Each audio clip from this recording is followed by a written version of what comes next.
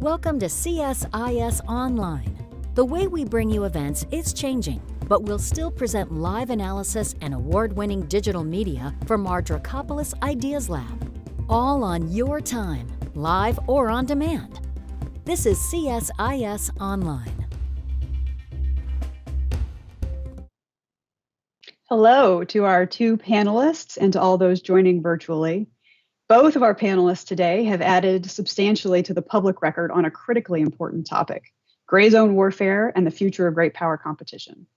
The launching pad for our discussion today is Seth Jones' new book, Three Dangerous Men: Russia, China, Iran, and the Rise of Irregular Warfare. We'll cover some really compelling stories from the book, but also talk about the future of conflict in a broader sense. So first, let me introduce Seth Jones.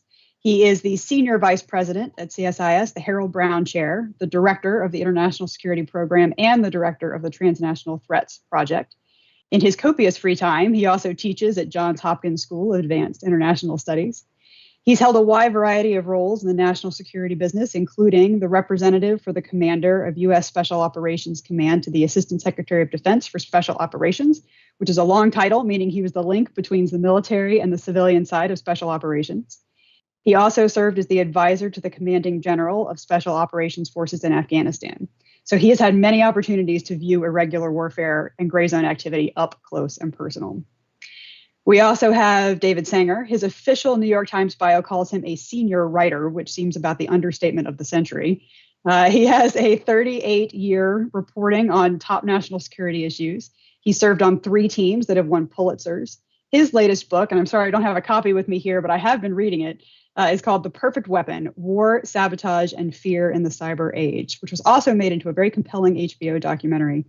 Both are a thoughtful exploration of the implications of the new tools of warfare in the cyber domain. For me personally, in my previous roles in the intelligence community, we often referred to him as David, how the bleep does he know that, Sanger. We're pleased to have him here today as a guest.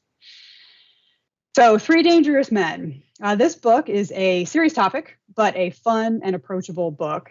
It uses the stories of 3 military intelligence leaders to describe how adversaries are using measures short of war to frustrate and undermine the U.S. It talks about Valery Gerasimov, who's the Russian chief of staff to the armed forces. You know you've really made it when you have a doctrine named after you, and he has one, the Gerasimov doctrine. Qasem Soleimani, the now deceased head of the IRGC Quds Force, and Yang Yuxia, who's the vice chairman of the military commission in China. So as we read the stories of these three men and their approach to modern warfare, it occurs to me proxy forces, mercenaries, propaganda, all as old as warfare itself. So Seth, talk to us about what's new here. What's new about the Gerasimov doctrine, about China's whole of society approach, and about Iran's proxy warfare? Thanks so much, Emily. As you note, there is the use of irregular, asymmetric, gray zone tactics and strategies is as old as war itself. You just have to go to books like Sun Tzu to see the importance of deception, the importance of how to win without fighting that comes from those very influential documents. Chinese have also given us Mao Zedong, for example, and his path-breaking work on guerrilla warfare. So what's new? This is a great question. I think there are a few things. One is the U.S. is shifting now from a focus on counterterrorism to great power competition. So we saw that first in the Trump administration's national defense strategy. We saw it with the interim strategic guidance from the Biden administration. But I think the question, though, is as the U.S. focuses on competition with the Russians, the Chinese, and even the Iranians, what forms is that likely to take? And how do we think about competition? In particular, in the military, there's a lot of focus on, understandably in many ways, large conventional wars, whether it's with the Chinese in the Taiwan Straits or the South China Sea, with the Russians in the Baltics. How much of that is really going to be the domain of future warfare, and how much of it is going to be in the irregular side? So I think the shifting strategic landscape has changed. There are also a number of new elements and how they've been utilized. One, and I defer to David when he talks, but one is certainly the cyber side of this and the use of social media and digital platforms for information and disinformation campaigns. That's certainly not something that we saw during the Cold War between the U.S. and the Soviets, even though the Soviets' Service A of the KGB was heavily involved in active measures. In addition, we certainly have also seen the increasing use of various types of private military companies, shells, and fronts that have gone along with that, including the Russians' use of the Wagner Group and others in Africa, in the Middle East, in Latin America, including Venezuela, and overlaying those activities with Russian intelligence, both military intelligence, GRU, as well as the Foreign Intelligence Agency, the SVR. So there's a bit of a new dynamic with how private military companies are used for influence and how they're also used on the economic side. There's also some newness to at least new developments on the economic side. I'm going to call it economic coercion. So the use of the Belt and Road Initiative, not just for by China, not just for economic investments in countries, but also using the leverage from that to pursue issues of interest to the Chinese regarding Taiwan or the Uyghurs or Tibet. So issues of strategic importance to the Chinese, and then how this is done. So there have been new elements in this, even though the concept of irregular warfare, Emily, is as you point out, it's not new. So, David, with that, I will turn to you to talk about that cyber issue that Seth raised. In your book, The Perfect Weapon, you wrestle with the analogies between conventional warfare, nuclear warfare, and cyber warfare, and you talk about how these are inept analogies. They don't always work out. So, what's the closest analogy that you did find? What bad habits in our thinking do we need to break here? And if you could especially focus on the lessons for deterrence theory, I think that's a ripe topic for conversation here. Sure. Well, first, I want to say how much I enjoyed reading Seth's book and how the technique he has used, which I just admired as a writer, of encapsulating these three really fascinating different national approaches through three very different kinds of intelligence and military officials. It's just a great read, and I think, Seth, not only congratulations to you, but I think it's going to become required reading in irregular warfare courses in universities, maybe even beyond just CSIS. It's terrific, and to our audience here today, I highly commend it. So really great question that you've raised here, because in the early days of cyber, there was this tendency for people to say, well, this is like the new nuclear weapon, right? And by the way, why can't we deter it the same way that we deterred nuclear weapons, where it took us 10 years, but we came up, or 15, but eventually came up with a mutually assured destruction kind of approach. In fact, it is, as you say, an inept analogy. Just doesn't apply. All the questions about deterrence in the nuclear arena also arise in the cyber arena, and every one of the answers is different. And the reason for that is that cyber is available not just to nation states and not just to terrorists, but to criminal groups, and worse yet, to teenagers. And, outside of the nation states, those three groups don't tend to sign arms control treaties, right? So the whole concept that we ultimately had, which was that we got the two largest possessors of nuclear weapons, the US and the Soviet Union, and ultimately its successor state in Russia, to diminish the size of their arsenals, just will not work in cyber. The second misapprehension we had, I think, was that cyber would be used initially just as a surveillance tool. And if you think about it, it makes sense that we started thinking about this because, the post office was created and we learned how to open people's mail. And then the telephone system was invented, and, not long after Alexander Graham Bell went to all that work, we figured out how to intercept phone conversations. So when people first saw cyber, they thought, terrific, we can read each other's emails. And that falls into sort of traditional intelligence collection. But as Seth points out in his statement, and as he does again in the book, the really interesting uses of cyber are not surveillance uses. So there is the social media side, which is really more understood as more like propaganda than a cyber operation. I mean, Stalin used to put ads in farm newspapers in America in an effort to go try to influence Americans. In the 1930s, you just couldn't measure his results the way you can if you're having the Internet Research Agency go at it. But to my mind, the more interesting uses of cyber are closer analogs to what Seth is writing about in Three Dangerous Men. You can use cyber to manipulate data. So,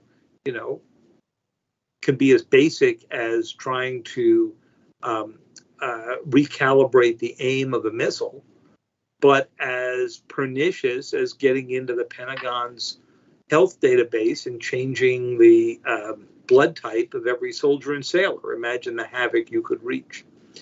You can try to conduct attacks that previously you could only do through sabotage, putting somebody on the ground, or bombing them from far.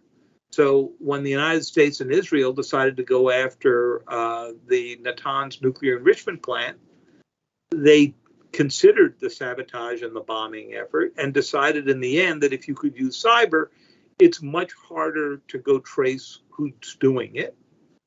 But more importantly, you may not prompt the kind of military reaction you would get from bombing. And then the third arena in which you can use cyber is as an influence operation. And as Seth points out very well in his chapters on Gerasimov, to the Russians, this is all on a spectrum. We think of information operations separately from using cyber as a weapon. they think of it all in a continuum. And interestingly, the Chinese are beginning to as well. So to the deterrence issues, we just went through a lot of panels on 20 years after 9/11. And, the most remarkable thing is we actually managed to improve our defenses so well that we got a fair bit of deterrence by denial, right? It's hard to get a bomb up on a plane or into Times Square or through the tunnels or whatever. It's not impossible, but we've just done a much better job at early detection and defense. And frankly, that's where we've done a crummy job in the cyber arena, where we are just so vulnerable as a society, as you could see with the Colonial Pipeline case, a ransomware case in which the attackers didn't even plan to cut off the flow of gasoline up and down the East Coast, but it happened anyway, as the company cut it off. That's really where we've got to begin to think about a true national effort. Well, so on that happy note, Seth, we're talking about this continuum and how our adversaries think about war, not as war and peace as we tend to, but as war, measured short of war, an entire continuum of possibilities. How are we set up to respond to this? You have the last chapter of your book you devote to some recommendations. How is the U.S. set up or not set up to go about combating this approach to warfare? Good questions. Let me just start off, Emily, with talking about warfare, because there are a range of different ways that one can refer to this. It's been called gray zone activity or asymmetric.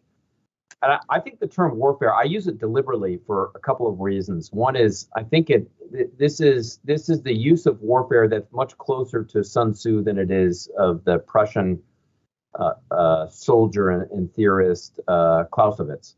It's, if you read Sun Tzu, the supreme art of war is to subdue the enemy without fighting. So it's without actually having to resort to violence.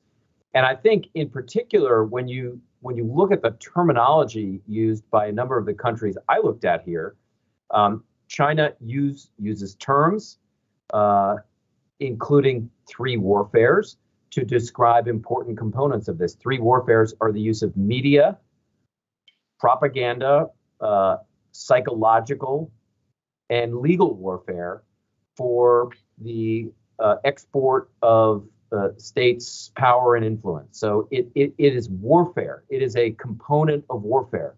The Iranians have a term that they use, which is Jung-i Narm, which is soft war. Probably not too different from the concept of soft power in the U.S., but again, defined in part using ideological information means as warfare. And then even as the U.S. military historian Charles Bartels referred to this as, the important point for understanding how the Russians views these instruments, he said, is while the West consider these non-military measures like the information operations, covert action, support to non-state actors, including proxies, while the West consider these non-military measures as avoiding war, the Russians consider these measures as war, as a component of war. And so that's why I think that the terminology here is important, because the whole idea here is to be understanding how they view warfare and competition. So these instruments are critical as part of warfare. And in kind of understanding the way the Chinese think about it, I found it quite. It's not a great movie. I wouldn't suggest that people start running to go watch Wolf Warrior 2. The general explosion scenes are sort of like 1990s Hollywood, but it is still, I think, the highest grossing film in Chinese history. This is Wolf Warrior 2. And what's interesting here is the signals that the Chinese are sending. The movie character is not a Chinese infantry officer. It's a former special operations soldier. So it's someone who can do both kung fu and he's part Rambo. In addition, it takes place not in the South China Sea or in the Taiwan Straits, or even in Taiwan. It takes place in Africa. And who's Longfeng's enemy? It is Big Daddy. It's a kind of an American drawl. It's actually an American character in the movie, and the message of the second version of Wolf Warrior is at the end, as Longfeng kills Big Daddy, is basically the United States is the past and China is the future. You are history, he says. So this gets to your question about what do we do about it. And I think, this aspect, Emily, that you talked about at the beginning on warfare as really a continuum, not as dichotomous, gets to the way the Cold War was at least partially conceptualized by some of the more influential individuals like George Kennan in the U.S. That's the way Kennan conceptualized warfare between the U.S. and the Soviets as operating not in dichotomous, it starts and it ends, but as a continuous, hourly, certainly daily activity. And I would say particularly with the Chinese, the U.S. is it's just not prepared really at all. It's not structured this way. It doesn't have the resources. What I find most concerning in many ways is even how U.S. competition with the Chinese is conceptualized in the Department of Defense. The O plans or operational plans, the scenarios used to plan for the future of competition, the weapon systems, almost entirely envision conventional fights with the Chinese, whether it's in the Taiwan, in the Taiwan area, in and around Taiwan, or the South China Sea. In addition, I find it striking how the U.S., from an information standpoint, is nowhere near prepared. We don't have translations of Chinese material. The entire open source enterprise. During the Cold War, we had the U.S. Information Agency, and as part of that, the Foreign Broadcast Information Service translated huge amounts of Soviet Warsaw Pact radio programs, television, magazines, newspapers, to understand what was going on, not just inside of the Soviet Union, but also in its Warsaw Pact allies. And we've got nothing along those lines. The Global Engagement Center at the State Department is underfunded, under-resourced, and in many ways is considered a backwater. So I think we have to get really serious about this. Beijing has not made the same mistake. It's the Chinese newspaper with the largest domestic circulation is a compilation of foreign news articles, including English language reports that are translated into Chinese. That is the largest domestic circulated newspaper in China. So I think what it shows is there's a huge focus on understanding us, the Beijing side, but not a lot from the U.S. towards the Chinese. There's also, Emily, a lot that we did in the 1980s in beaming in Radio Free Europe and Radio Liberty into the Soviet Union and Warsaw Pact, which was frankly very successful in opening up dialogue in those countries. We see in China, Russia, Iran, all of them are closed societies. They're not democratic. They don't have freedom of the press. They don't have freedom of religion. So part of the focus, I think, has got to be beginning to open them up, and there are both technical tools that the U.S. can use, but also this constant campaign. And thankfully, from a U.S. standpoint, it doesn't have to be disinformation, but everything from the assassination of defectors, we've seen it on the Russian side, to the international coercion campaigns that have gone along with the Belt and Road Initiative, to the massive doping scandals that both the Chinese and the Russians have been involved in, to the extraordinary pressure the Chinese put on companies, including in Hollywood, the NBA, which they put significant pressure on the NBA, including executives, not to criticize the Chinese government or Hong Kong, or they will take NBA games off of television in China, which they did, and which the NBA leadership paid a big economic price for doing. I think there are a range of tools, even from the last decade of the Cold War, that the U.S. could do differently.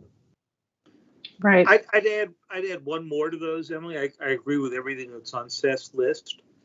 But I think in some ways, the most important move the Chinese have made, and that the Russians just cannot, and it's sort of the difference between their approach and the Iranians cannot, is that they were well on their way, and still are, using Huawei to wire the world, right? So, if you think about the first real pushback by the United States and some of its reluctant allies on the Chinese, it was in the effort to block Huawei from building 5G networks. And initially, our allies were quite reluctant. Some still are. And the Chinese have made great inroads in Africa and Latin America and so forth in building these. But why is this important? Because we were looking at this, as Seth suggests, as a commercial project. And frankly, we didn't have a whole lot to offer. And the Chinese were looking at this as both a commercial opportunity and an opportunity to make sure that the information that flows around the world flows not through the United States, which built all the initial networks, but instead would flow through Beijing or Shanghai. And that has made a huge, huge difference. And only in the past 2 or 3 years have you seen the United States begin to push back. Even President Trump viewed this half the time as a trade issue. Well, maybe I'll give away the 5G thing, if I get a better deal on something else, which was a fundamental misreading of what the importance of 5G was to the Chinese plan. And it's interesting, this week, we spent our time discussing Australian submarines up through the region, which is important and an important way of pushing the Chinese back. But if you made me choose between control of the submarine routes and control of the submarine cables flowing around the world, the two have some relationship, I'd pick the cables any day. Yes, because of this information warfare piece that we've been talking about, and because if you control the information, you control the world. I have to give the ability to turn, not only to listen in, which Chinese are good at doing now, but turn it off. Right. One of those cables gets snipped and we're all in trouble. I have to give a small bit of kudos to my former boss, Chairman Burr and Chairman Warner, for their leadership on the 5G issue. I think that was a real wake-up moment for the United States government. Yeah, and they managed to do it together, and it was relatively bipartisan. And there's a huge amount of work, most of it classified, so it's hard to go dig out, about U.S. efforts to protect those undersea cables. And it's part of what that Australian submarine deal is about. Well, this is the whole reason that you focus a lot of your activity on irregular activity. It's not, this is how you take islands in the South China Sea, turn atolls into essentially military bases. You do it with dredgers, not by bringing in PLA Navy forces to control the islands. I mean, this is the whole use of underwater cables for information, 5G, 6G, where we're headed next. I mean, this is all off of the overt radar screen. And this is part of the point that I think both David and I, and even Emily, are making now is these are less publicly aware activities, but they're extraordinarily important components of competition. And they're not the side issue as they were once considered to be. They are the central game. And you were asking me for better and worse analogy. You asked me at the beginning, Ellie, what's the better analogy? But I think the better analogy is the invention of the airplane, right? So when Wilbur and Orville Wright first showed aircraft to American military officials in 1909, up on what is now the University of Maryland at College Park, out on what is now the soccer field. And they flew the Wright military flyer around. The initial reaction of the Army was, this is a great surveillance device. We'll fly it out over enemy troops and we'll see where their openings are and we'll send in the cavalry, right? So they were thinking of it all as surveillance. What's this like? It's like the early days of cyber, right? And it took about 5 or 6 years for the Germans to catch on and say, hey, we could drop bombs from this thing, right? Or we could arm these planes. And at that time, there was a lot of discussion, including in Britain. I've got a great British book published in 1910 called Aeroplanes in Peace and War. And the question was, could London ever be bombed? Well, we answered that question quickly, okay? So by World War II, airplanes moved from being this sort of interesting sideshow to being the central strategic weapon. And the question here is cyber and the other irregular techniques that Seth has laid out so well in the world, will they in 20 or 30 years be the central game? And my guess is the answer to that is yes, because no one wants to take the US military on frontally, nor do they see that as particularly advantageous. If I could just jump in one time, sorry, Emily, just to highlight the point here. I mean, I think there's this interesting period when the Soviets and the Americans are close to war during the Cuban Missile Crisis, where it dawns on both leaders that a nuclear war, if that's where this goes, now you're talking about, threatening cities in both the U.S. and in the Soviet Union.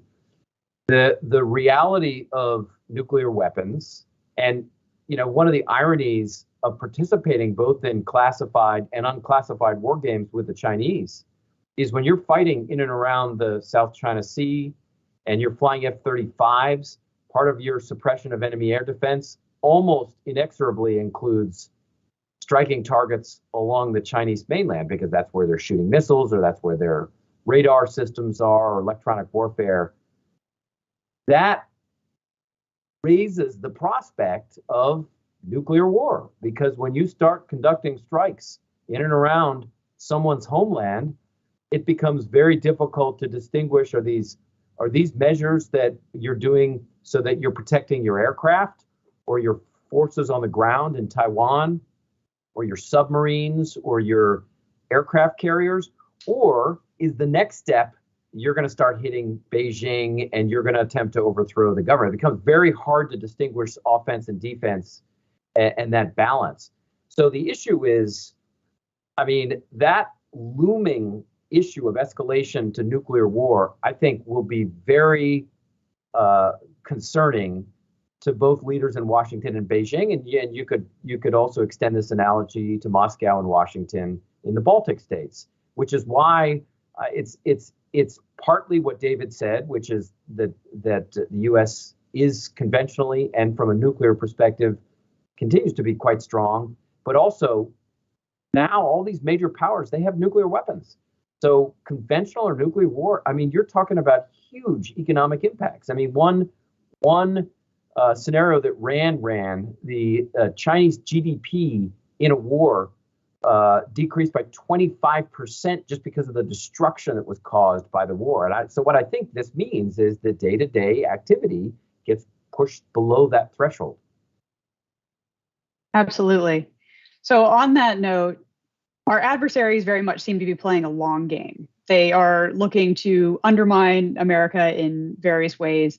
The Russians in 2016 did a masterful, probably a better job than they expected to do, making us question each other, making us question democracy, and really undermining the roots of what makes us function as a society. And that's a very long game kind of strategy. As Americans, we tend to be optimistic and go get them, but it also means that we tend to think a little bit more short term than our adversaries. How should we be adapting to this long game perspective? And what do you see as the potential inflection points in this long game? You want to go first, Seth? No, you go ahead first. Okay. Well, the first is they are playing it for the long term, and that's not something democracies do really well. Because we change presidents every 4 or 8 years, and because in that time period you can have major changes of policy, and that's just the way democracies operate.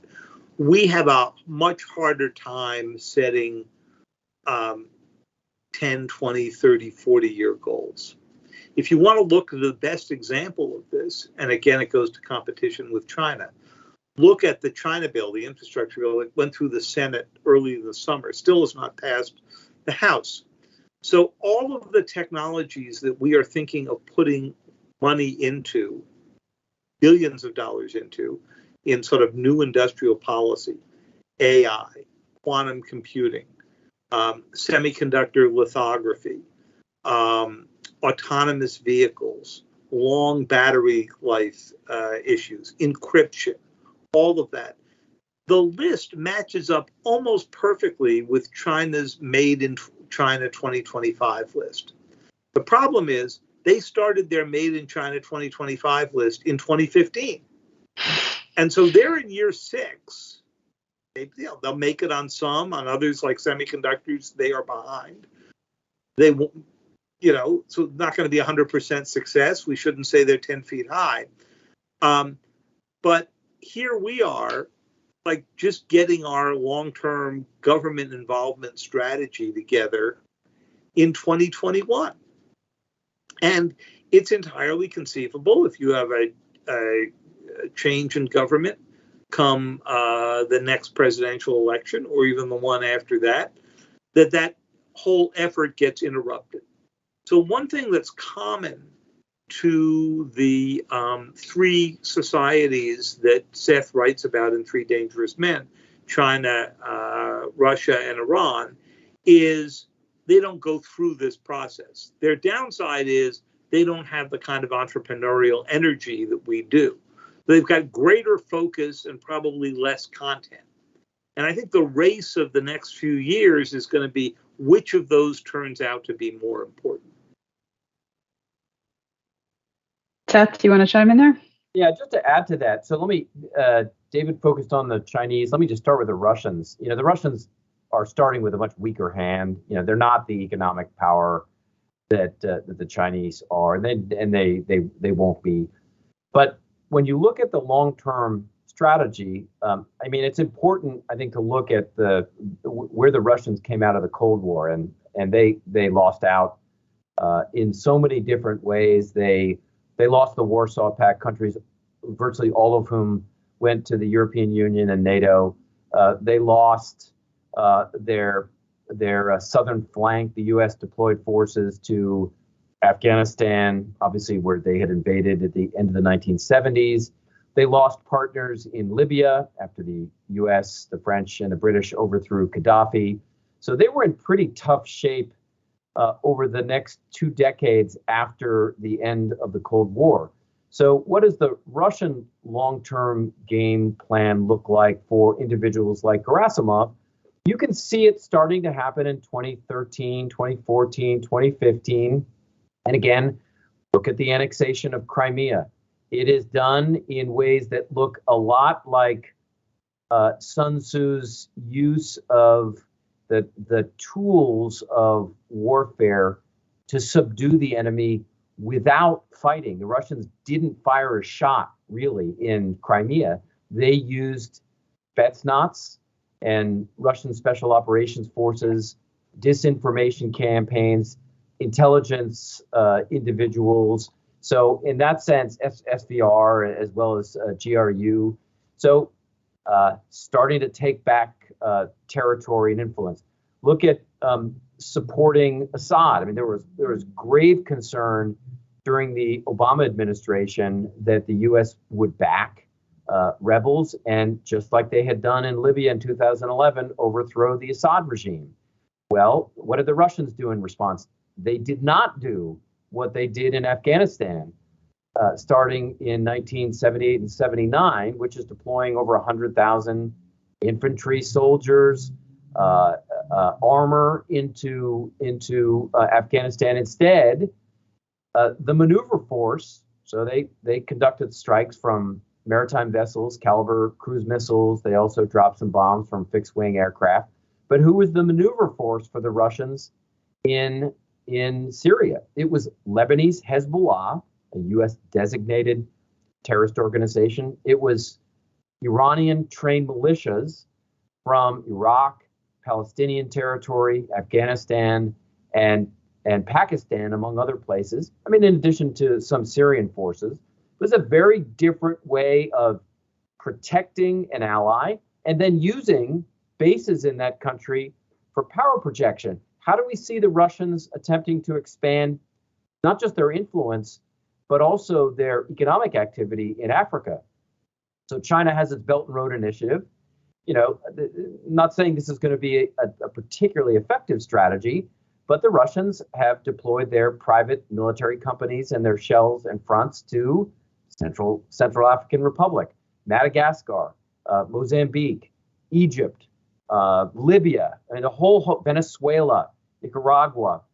We've seen the Russians deploy these kinds of forces, again, not large numbers of Russian infantry, but also heavy focus on Wagner Group with the support of Russian military intelligence, the GRU, and the SVR. So what we see in the long game is the Russians trying to expand influence in Eastern Europe, in South Asia, in the Middle East, in parts of Africa, and even in Latin America, primarily through irregular means. I would say, on balance, it's actually been fairly successful with the weak hand that the Russians have had. And I would wholly support David's comments. I mean, look at Made in China 2025. It's a 10-year plan to transform China into a leading manufacturing power by 2049. That's the 100th anniversary of the founding of the People's Republic of China. But look at how they've been also doing it. It's significant stealing of technology to be competitive, both from a defense industry perspective as well as a business perspective. What makes the Chinese nervous, and I think this is kind of the last issue I wanted to raise, Emily, is what makes the Chinese nervous about its approach. I think it feels a little nervous about Hong Kong.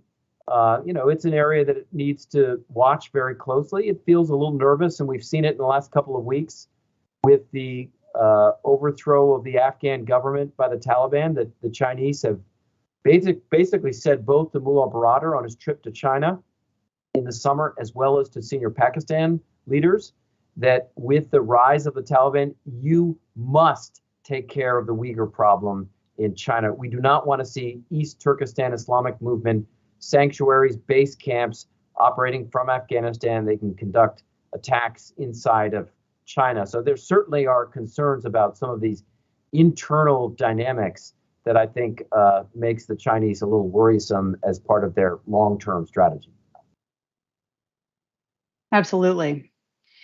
So I want to turn back to the idea of this book as part biography and part lessons for the future of warfare. There are three very different men that you describe in the book, but they do have some similarities. So I'm curious as to what your takeaways were on the personality characteristics that made them successful at their jobs, how they went about it, what you see as the similarities and differences. And David, then I'll turn to you and ask a question sort of from the flip side, which is that given what we know about these men and the way that these countries go about irregular warfare, what are our options for trying to push back? So I think there are a couple of things that I was particularly interested in many ways surprised by Qasem Soleimani, by Zhang, as well as by Valery Gerasimov. All of them actually studied pretty carefully the last several decades of warfare by the United States. I mean, it was almost like PhD exercises in understanding both the U.S. weaknesses and its strengths. U.S. overthrows the Taliban regime not by sending in large numbers of forces, same thing in Libya, but using small numbers of special operations forces, CIA paramilitary on the ground, and some air power that went with it. Also, a recognition that some of the U.S.'s weaknesses, the large deployment of forces on the ground, the 100,000 plus in Iraq and Afghanistan. So, what did the U.S. do well? What did it not do well? There's also some interesting, almost bizarre lessons. Reading Gerasimov's historical overview of the past several decades, he gives a lot of credit where credit really isn't due to the U.S. for its involvement in the Arab Spring, in overthrowing multiple countries across the Arab world, as well as the color revolution. So, I mean, my guess is if you asked a range of individuals at Langley, they would have loved to have been involved in more of those than the U.S. was ever involved in. But the Russians saw U.S. hands in everything from Ukraine to a number of other countries in Eastern Europe and across the Arab Spring. So, I mean, that's one big theme that cuts across all of those. And I think a second we've already highlighted to some degree, which is recognition that certainly true in Zhang and Gerasimov, but also Soleimani and his successor Ismail Hani, how powerful the United States is from a conventional and a nuclear standpoint, and how weak the U.S. has even just looked in Afghanistan at the hands of a pretty poorly equipped Taliban force that wore the U.S. down, conducted guerrilla raids, almost directly right from Mao's guerrilla warfare book, almost directly from Sun Tzu. So the U.S.'s weaknesses are in these areas. So, I mean, just to summarize, is how much really students of history, all three of them were. I mean, their own interpretations of history, but all three historians of the U.S. experience and trying to pull lessons from that. I mean, I actually found quite surprising. One of the really frustrating things about trying to conduct diplomacy with the Russians is saying, but that wasn't us, and them absolutely not believing us that it wasn't us. And if you say you didn't do it, then they say that's exactly what you would say if you did do it. And there's just no convincing them that our hidden hand is not behind everything. So, David, over to you. What options do we have for these men? Well, first, in when you turn the mirror around, we don't believe they're not involved in a lot of these operations as well. And so, the most recent great example of this is the ransomware craze, right? So, the other day, General Nakasone, the head of the NSA and Cyber Command, said at a conference here in Washington, 6 months ago, if you raised ransomware, I would have described it as a criminal activity, which was his nice way of saying, not my problem, right? I got plenty to do in all the areas that Seth just described. Hand the ransomware characters over to the Justice Department. They want to go indict them or block their funds. That's their job, not my job. Now, all of a sudden, we view ransomware as a central national security threat because, by President Biden's own description, if it's emerging from Russia, the Russian government must either be tolerating it at a minimum or encouraging it as a way to undercut us, which takes us to your question, Emily, which is, what do you do to begin to deter this kind of activity? And what it hinges on is, do we come to define national security in a much broader way than we did? That if the Russians are going to determine that our greatest vulnerability isn't what they can do to us in the South China Sea, but the fact that they can get into the electric grid, or they can get into Colonial Pipeline, or they can execute the kind of attack, Seth makes a brief reference to it at the beginning of his book, that they did in Solar Winds, where they basically got into the update system of a piece of software that was used across corporate America, even at the New York Times, and across the federal government, then they can do far more damage than they could do with a conventional kind of, with a terror attack, much less a conventional attack. And that takes me back to my first point, which is we have to think about the cyber defenses for our own society the way we thought about securing airports and so forth after 9/11. And we're not at that point yet. And we're not at that point yet because our adversaries, including these three men, have figured out that if you calibrate the attacks at a low enough level, you're not going to get a kinetic response, and you're probably not going to get much of a response at all. And that's what's happened. And so we keep talking about raising the price, raising the cost. How many times did you hear that when you were on the Senate Intelligence Committee? Seth, how many times have you heard that, in meetings of special forces? But clearly, we have not raised the cost to the point that it's led to a diminution of activity. The President of the United States just went and spent most of the meeting in Geneva in June with Vladimir Putin, and spent it warning him about ransomware. And we had a nice abeyance in the summer while some of their best hackers, I guess, decided to go to the Black Sea and enjoy the sunshine. But all the evidence is they're back at this point. And so the answer to that has got to be some mixture of much higher pain and much higher defenses. That's absolutely right. And this question of deniability, I mean, this underlies a lot of what's in the book, both of your books, actually. It's an adversary conducting activity that is an arm's length removed or several arm's lengths removed. And the Russians in particular are really outstanding at this idea where they can say, well, they're not under our control, even though we know that generally speaking, the way the Kremlin operates is that people are allowed to do things as long as they are in line with the Kremlin's interests. We see this with the PMCs. We see this with some of the ransomware groups. They get a little bit out of line and they get a quick correction. But as long as they're operating in line with Kremlin interests, then they're allowed to continue. And the Kremlin gets the opportunity of the deniability. But that also makes it much harder for American policymakers. One of the things that we saw with the Russia report in 2016 was the Obama administration really struggling because they wanted to know for sure that this was Russian activity before they tried to deploy any of these carrots and sticks that you're talking about. And this gray zone activity is just not the kind of place where you get that kind of certainty.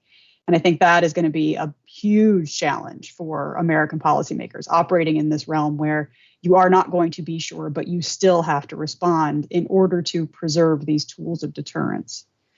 So Seth, I'll throw that to you to see if you want to react at all. And then I have a couple more questions before we wrap up. No, I think I would actually agree with what both of you said. So I don't actually have any more to add to that. Well, then that's a win. We all agree. We're all sat here. We're done. Seth, I wanted to ask you a little bit about your original document use in the book. It was really fun to see you pull from some of Gerasimov's PowerPoint presentations, some of the Chinese documents that you found. Can you talk a little bit about how you went about finding those and what you did to translate them, make them usable? Emily, this is a much bigger issue than I had anticipated. There actually was, there was a fair amount of Russian documents available. I identified a bunch of what Gerasimov had said. I do speak a little bit of Russian, so that was helpful. What I found particularly discouraging was what were two things. One is during the Cold War, and even in graduate school and afterwards, I had relied on translated Cold War material from the Foreign Broadcast Information Service. That's the open source enterprise that the intelligence community made available publicly. It's now all closed. So U.S. government is not providing public translations of documents writ large. So that was one, discovery that was frustrating. The second is how little publicly available information translated from Mandarin there exists. Major documents, none of the science of military strategies. These are momentous Chinese documents. They are not publicly available in English in the U.S. on web services. So I actually had to get a lot of information translated. In fact, just the lack of information translated from Mandarin to English. It's so bad that CSIS, as part of a major effort, which I think we're going to make publicly available in November of this year, of 2021, is an open source China analysis center, so that we are translating, substantial amounts of Chinese documents. And, the purpose is that it's not pro or anti-China. It's more just to understand what is going on inside of China. I mean, I think eventually it will include key debates going on digital platforms inside of China, as well as journal articles, media, government documents. Even on government documents, what I noticed is in the translations is when the Chinese, they may actually translate a white paper into English, but what you find pretty quickly is that their translations are designed entirely for their audiences. So they may have a white paper in Mandarin, largely designed for a Chinese-speaking audience. The English version, which is designed for a different audience, actually is different in many ways. The phrases are different. It's a lot less aggressive in talking about the United States. So that whole process of translating Chinese documents, to me, was a huge epiphany on how far behind we are on understanding what is going on inside of China. I mean, the easiest way to classify a Chinese document is to keep it in Mandarin, because nobody in the U.S. can speak Mandarin. I mean, I say that a little bit of tongue in cheek, but there is definitely some truth to it. So that was actually one of the more interesting findings from the book, is how much we had to translate from Chinese. Right. The only thing I'd add to that is, on the one hand, it's terrible that the U.S. is not putting more of this stuff out, and the good news is there's a lot of technological solution to this, of automated translation. It's not perfect, but will make up for the high labor cost of doing this. The good news about all of this, and I know sometimes, Emily, this can drive people crazy in the intelligence world, is that there's a huge amount more open source available for us to go follow our adversaries, right? I get every few weeks satellite photographs of North Korea, which we can hand off to, outside experts, that give us sub-meter view of the major nuclear facilities, and people can come to judgments. Now, a decade ago, that was only available through highly classified systems. So when President Trump was declaring after his meetings with Kim Jong-un that he had phenomenal success in getting them to stop their nuclear program, we were able to go out and write stories that established that, no, they were building new bases. There was activity at Yongbyon, the main nuclear site. You could see when they turned on and off the reactor because of thermal heat sides and all that kind of stuff. And this is highly frustrating to people in the intelligence community who were accustomed for a while to a monopoly on this data. But it's a wonderful thing for bringing people into an awareness of the degree to which this is a constant struggle back and forth. And at times, I think is fairly useful even to the U.S. government, because something that is classified at their end can still get some public discussion. So, David, just to highlight that point, how did I, even for this book, get information on Russian private military company Wagner Group activity in Africa? Well, we conducted satellite imagery analysis, commercial, off-the-shelf satellite imagery analysis of found Wagner Group bases in Barengo, Central African Republic, could do analysis of ranges there, the airports that they were flying into. You could look at the classrooms, the buildings, the infrastructure. Same thing on the Iranian side. Could look at satellite imagery analysis of IRGC, Islamic Revolutionary Guards, Quds Force training facilities outside of Tehran or along the Lebanese-Syrian border, and actually see the ranges on there, see where they're exploding ordnance. I mean, it's a wonderful capability, but again, the U.S. government is not in the position it was, or hasn't made the decision on open source to provide some of that information the way it did during the Cold War. But the private sector has definitely has definitely kept pace. And I think this is where we had to go for the research on the book. And David's exactly right. I'll give one other example. Again, it's been a bit uncomfortable for the U.S. government. You'll remember the strike, the drone strike a few weeks ago on the car that was allegedly heading for a second strike on the on the airport in Kabul. And our it just feels like Baghdad. It feels like Baghdad. It does feel like, sorry about that. And we published out of our video investigations unit last Friday a reconstruction, a devastating reconstruction of the activity of the main target of that attack, which ended up killing a lot of kids and so forth, that strongly suggests that the activity that from satellites looked to the U.S. like he was gathering explosives was in fact him going around gathering fuel for his family and for his activity as an aid worker. And then we went back biographically and discovered he had 10 to 15 years of work in aid work, and certainly did not look like a classic terrorist to all who knew him. And this has caused a real issue inside the Pentagon, because it has raised new questions about whether or not in our last act in Afghanistan, we ended up using a drone to strike the wrong target.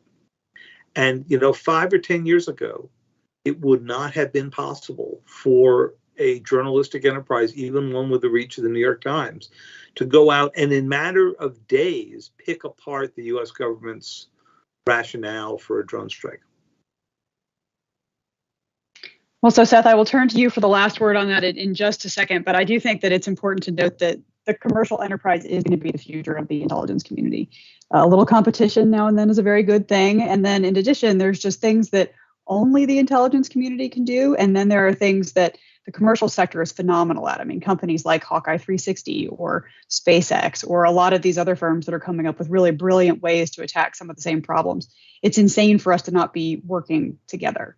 We could do an entire separate discussion about the ways that the U.S. government needs to reform itself to make that really happen, but it's something that has to happen. Yeah, David. We should do that. We should do that. So Seth, in the minute we have left before you and I actually have to head off to test some of these theories in a tabletop exercise, do you want to say anything about the book and about your recommendation on building on America's core principles, and that being one way to push back on this kind of behavior? We talk a lot about the mismatch between America being an open society and some of these countries being highly authoritarian, being able to marshal state resources just by snapping their fingers. Whereas, we, on the other hand, have a kind of bright line between the commercial sector and the government sector and the public and the private. When you think about marshaling our core values as a nation, what does that really say to you? Well, I think at the end of the day, the U.S.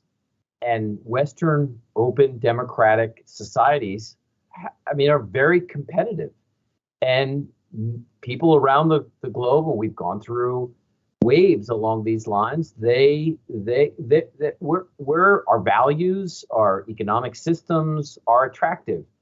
And so I think that in looking forward, that the U.S. has to continue to operate based on its core principles, its democratic system, its commitment to freedom of information, freedom of the press, freedom of religion, and that actually is its strength. One of the things that's interesting, I looked a little bit at this in the book, but if you look at how countries responded to COVID-19, what was interesting about the U.S. response was that the private sector led the way in the vaccines, and that when it came to the effectiveness of those vaccines, they ended up standing the test of time, at least so far, including the exports of them. And this is an area that has probably been understudied, but where the Chinese have definitely struggled, and the Chinese vaccines have definitely struggled. It's the innovation that comes from an open, effective, competitive economic system that the U.S. has. And I think, this to shift to the political side, this is also an advantage to the U.S. And it was an advantage during the Cold War. I mean, the Soviet Union in the 1960s and 70s, and even very early 80s, I mean, it was an imposing force. We saw Marxist-Leninism take hold across the globe in Africa, in Latin America. But at the end of the day, when you start to close off sources of information, when you make it impossible for individuals to choose their own leaders, whether they're good or bad, people get frustrated over time. So I think at the end of the day, I expect the Chinese over time are going to struggle to keep up with U.S. competitiveness and innovation. Silicon Valley remains a dominant competitive industry. And I think, again, COVID-19 was one good example of that.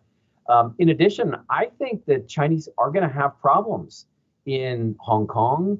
They're going to have problems in Xinjiang. They're going to have problems in and around Tibet.